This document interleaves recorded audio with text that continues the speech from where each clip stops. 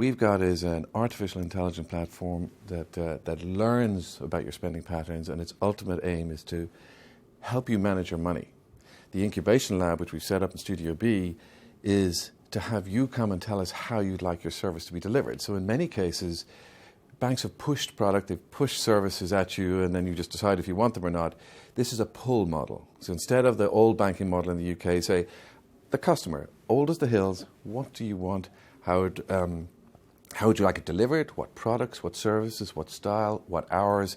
You tell us. So if you go into Studio B, all the emerging technologies are there. There's a lab for you to access and use yourself where you can design and innovate what you want. And in fact, the original concept of B, the brand, and the application we first put out there for account opening was designed by 10,000 customers. So what are the kind of things that you're finding from customers? What are the things that they want from this service? They want to trust you. That's the very first thing. If you're helping them manage money and they discover that they got a text, as I did myself, saying, based on your forecast cash flow, perhaps you mightn't have enough for your direct debits this month, or you might run into an overdraft. They're starting to realize that that kind of service from a bank is very rare. And what it just did was help you avoid a charge instead of getting hit with a surprise overdraft charge. That's a whole different trust dynamic. We have... I can't believe a banking CEO is in danger of going into the red. Well, I think I hadn't managed my own money. I was so busy managing everybody else's. No, I think what I had was I was setting up the accounts and I was doing bank transfers and switching direct debits.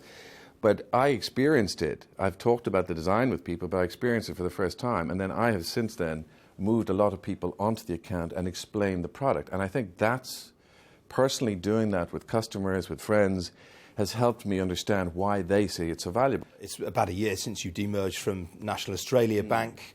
You've clearly got big ambitions for this business. I mean, you talked to Royal Bank of Scotland about buying Williams and Glyn. I mean, what's the shape of the business going to be like 5 years from now? Well, I think our ambition is to be very clear, it is to deliver on our promises to shareholders in the core business. So do we need to buy anything? Absolutely not.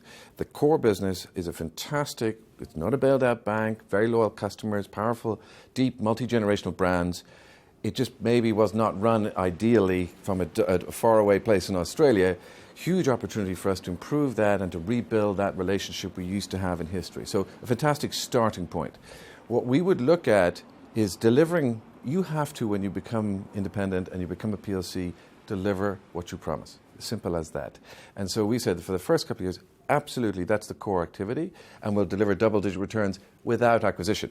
Now, we also said that in the event that there is a particular opportunity that comes up in the marketplace, which is complementary to our geography, so adds more capability in the geography up north, and equally will be exponentially or certainly significantly in excess of the plan over time, of the current plan. If we can achieve both those things, we're delivering more customers and we're delivering to shareholder value. So it has to meet both of those criteria. So if there is anything out there that we consider meets those objectives, we'll bring it to our shareholders.